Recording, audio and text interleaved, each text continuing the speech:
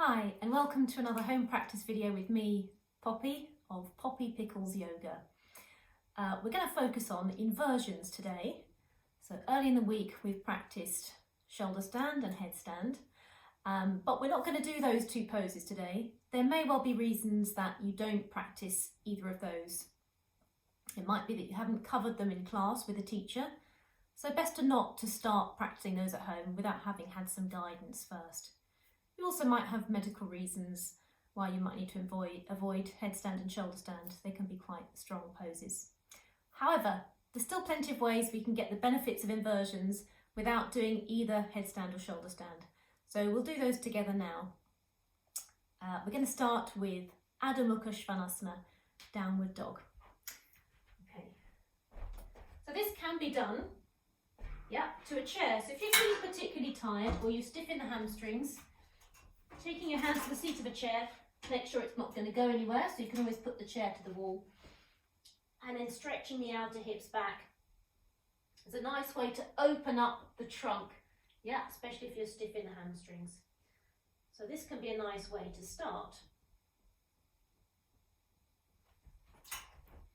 If you have a yoga chair, you can try with another chair, but I'm not sure if it'll work. You can then turn the chair upside down. Take the hands to the seat of the chair. Come up into the pose. So again, we allow more length on the side of the body doing it this way. And you can get the heels down. Whoa. So this is where it might be better to have the chair either fully on the mat or against the wall.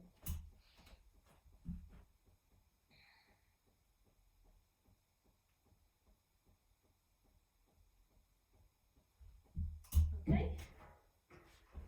Another alternative, instead of the chair, you can use bricks to the wall. And then finally, come up into the full pose.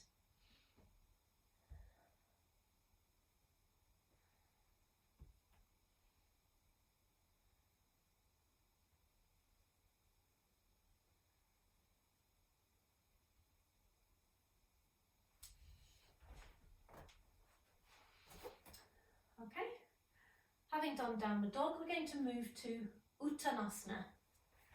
So again, this is a pose that we can start using the chair. So if you're stiff in the hamstrings, don't rush to come all the way down. Start with your feet nice and wide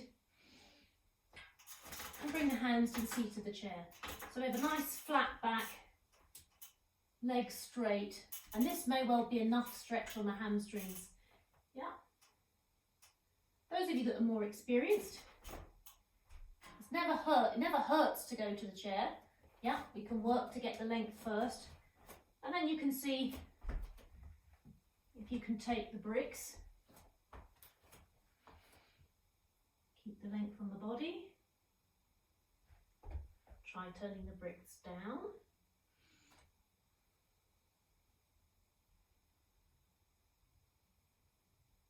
And then finally, see if you can take the bricks to the side and length the body. So this version of the pose, is only for those who are more experienced or if you're flexible in the hamstrings.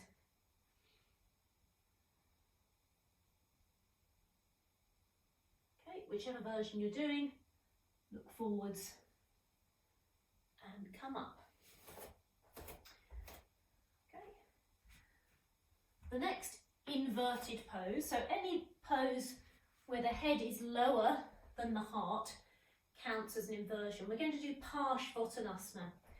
So again, I'm going to show you some variations. We'll start facing the chair, step the right foot forwards and the left foot back. Okay, come forwards, stretch forwards to the top of the chair. So we want to get the same extensions we had in Uttanasana, the same drawing back of the outer hips that we had in downward dog, Adho Mukha Svanasana. Okay, and then we bring the head down. So you can always take a bit of height onto the seat of the chair so that we get the head moving down, but without lifting the upper back. Then can we take the support down? Okay, those of you more experienced, you can then bring the hands either side of the front leg, go a little bit wider,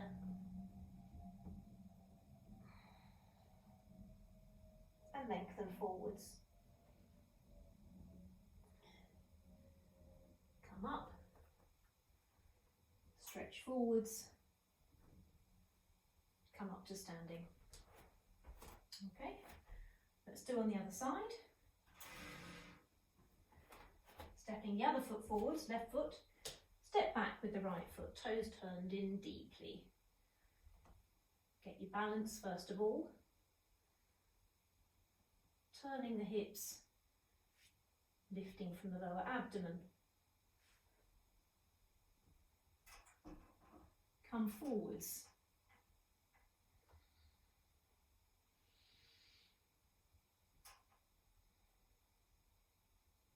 Lengthen the body to come towards the chair, so you can have the brick upright first of all.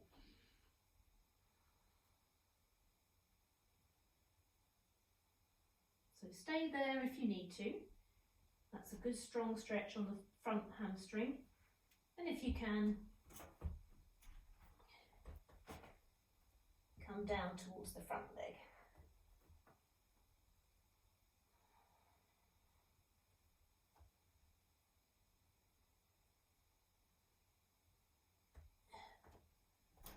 And then come up.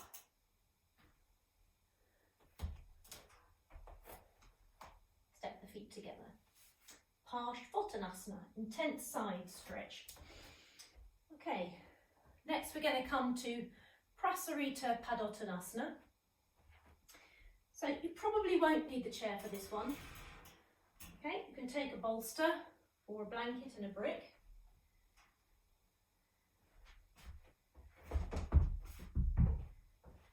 So whatever support you're using, have it in front of you. Step the feet wide apart. So check that the feet are parallel, the inner arch is lifting, weight slightly back to the heels. And as you come forwards, I want to feel that my breastbone is moving forwards. Come to Prasarita Padottanasana, concave back first of all, and then extend down and bring the head to support.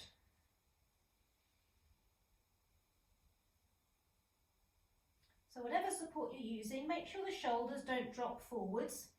Keep the neck, sides of the neck nice and long, and keep the legs working. Outer ankles gripping in, outer calves, outer thighs.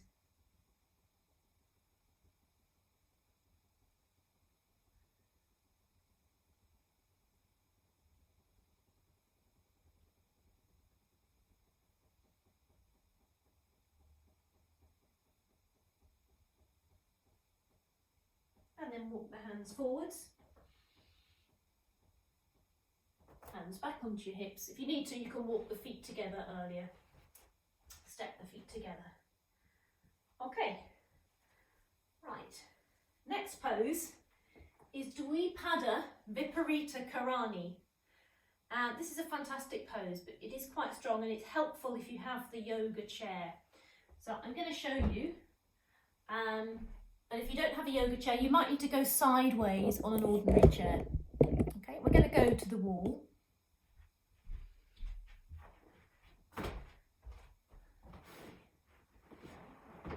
Now, quite a nice way to do this is to take a blanket and sandwich it. She needs to be this way. In your mat. So the mat's folded in half, the blanket goes in between, and then the mat goes over the top. Okay, if you haven't got two mats, then you might have to do without a mat underneath the chair.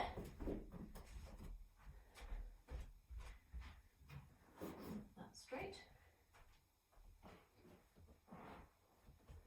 If you've got a chair that you're using that's a dining room chair, you can put 2 blocks into the chair going across the way, okay, and then fold the mat over, which means that you'll have a nice straight edge to go over, okay? Don't go over the slanted edge of a chair. So the chair comes to the wall, and you're going to have the back of the chair, if you're using a yoga chair, the back of the chair to the wall. If you have a neck problem, or you're particularly mentally tired, then have a bolster to support the head. Okay. Now, to get your distance from the wall, you're going to step into the chair, and if you struggle to step in, put one leg in, tip the chair forwards, and then put the other leg in, getting carefully obviously. So move the buttocks forwards, okay, and then feet to the wall. Right, that's a rough distance and it probably won't be right. This usually takes a couple of goes. The important thing when you're coming into this pose is that you catch the back of the buttocks on the edge of the chair. So can you see I'm sitting right forwards, tailbone lifts, and I lengthen the spine. And then the shoulder blades wrap over that end of the chair, and then I take my feet to the wall. Okay, so they're a little bit low, but that's okay. So the crown of my head just touching the chair. I'm going to roll the shoulders over the edge of the chair. Okay, if you can, so if you've not got a shoulder problem, you can take your hands underneath the seat of the chair and hold the back legs of the chair. Okay, press the heels to the wall, relax the face.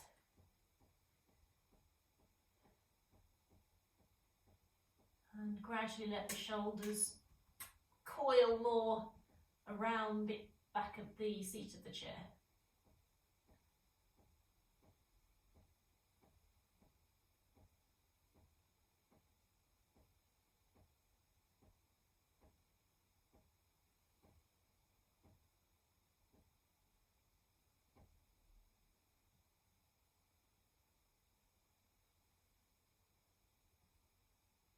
So if you feel any pain in the back doing this pose, you can take a rolled blanket and roll it quite thickly and put it under your lumbar spine. Okay, if you feel you're going into the lumbar.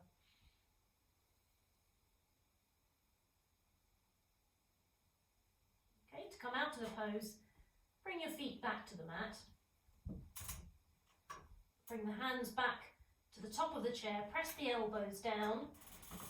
Wiggle a bit further onto the chair, chin to your chest, and then press the back of the elbows down and lift up. Just sit nice and straight and tall, holding onto the back seat of the chair for a moment.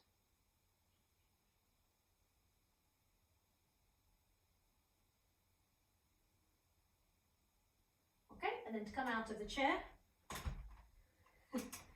tip forwards and step out. Okay, so that's a nice way to get an opening across the chest, but get the benefits of the head being down. Okay. Right. The next inverted pose we're going to do is Viparita Karani. Okay. So again, this involves using the wall. And now I'm going to have a brick and a bolster. So if you don't have this equipment, yeah, you're going to have to improvise with thick cushions, or you can use blocks as well and a blanket. Let me show you how it's set up.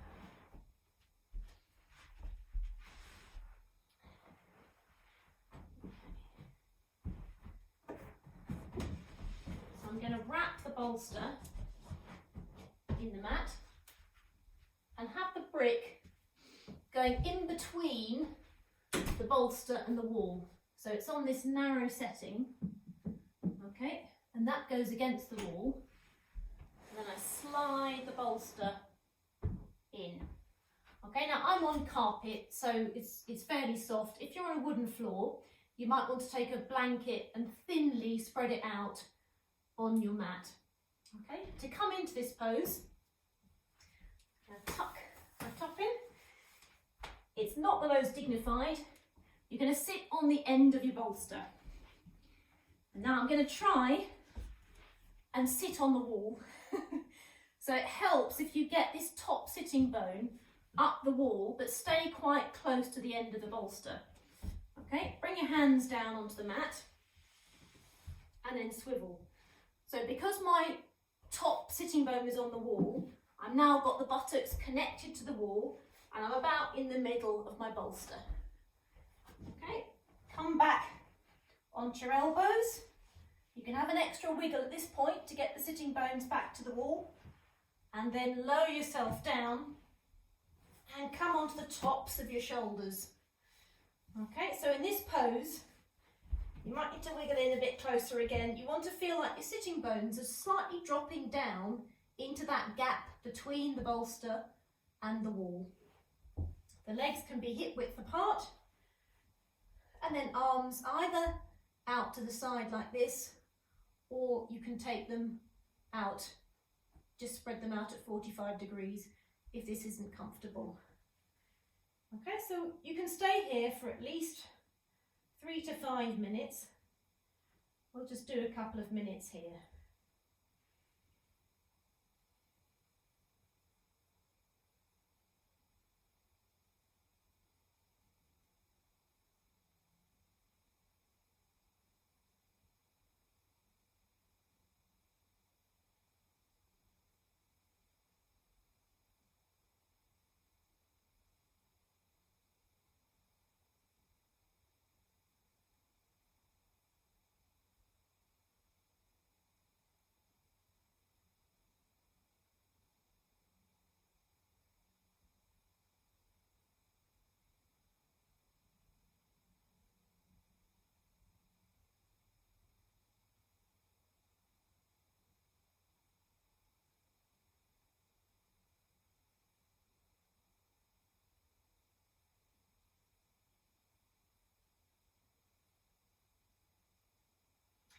Okay, we've done a couple of minutes. I'm going to bend the legs down to come out of this pose. Yeah, you can spend a bit of time doing Baddha Konasana at the wall. Okay, then you can slide the buttocks off the bolster.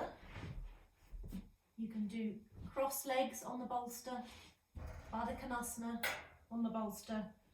Okay, and then legs in and roll to the side. Okay, so that pose, Viparita Karani, has got lots of benefits. It regulates the blood pressure. It's good for digestive issues. Okay, right. Final pose we're going to do is Setu Bandha Sarvangasana.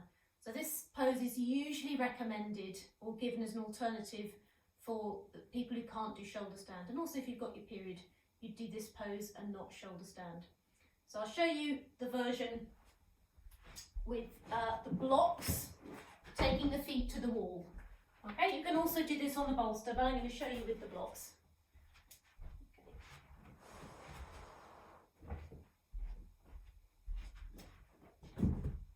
Okay.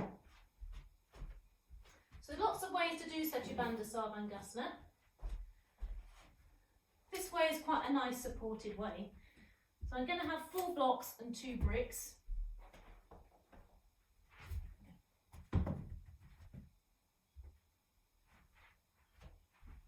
I'm going to put my 4 blocks so they're ready to go underneath my sacrum. And my 2 bricks go upright at the wall.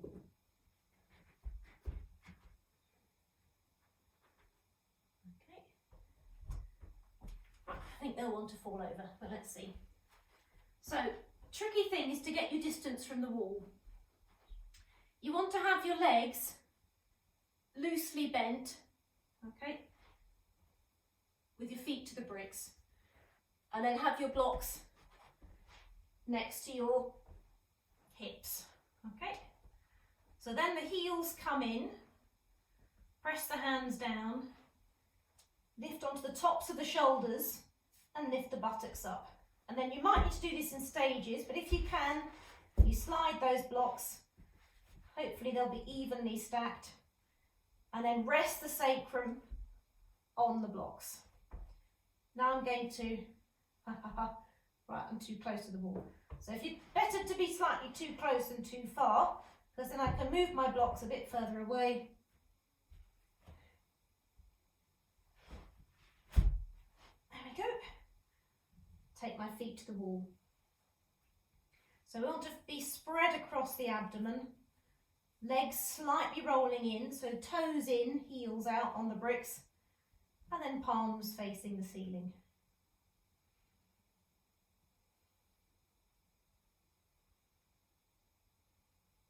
Just make sure the tops of the shoulders are really tucking under.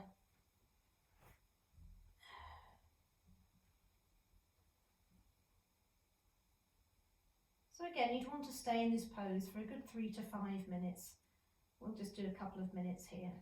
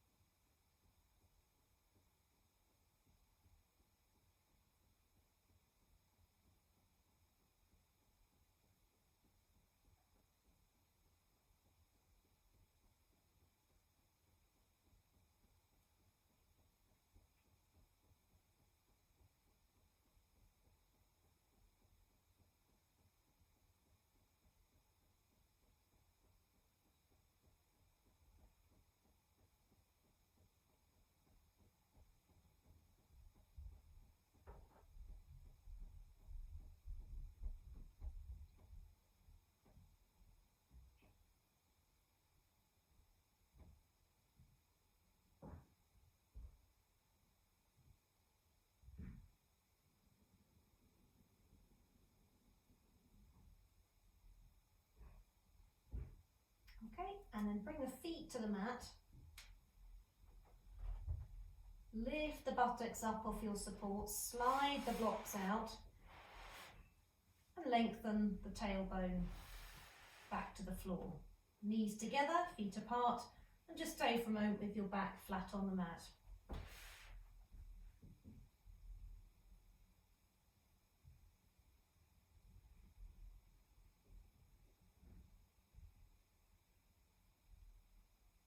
Okay, when you're ready, rolling to the side to come up. Okay, having done all those nice calming inversions, we're going to do a little shavasana to end. So you'd always finish your practice, whatever it is, with shavasana. And if you've just done intermittent bits of practice during the day, which, let's be honest, does happen, then have a little shavasana before bed. Yeah.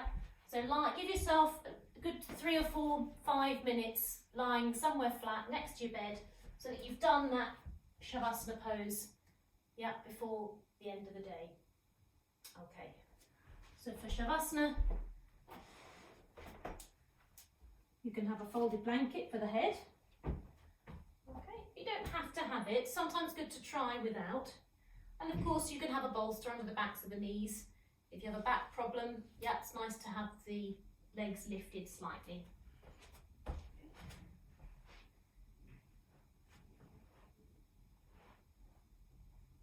So tops of the shoulders down, stretch the legs away,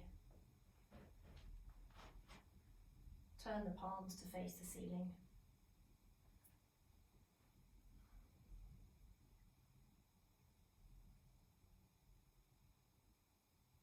Quieten the face. Soften and spread the abdomen.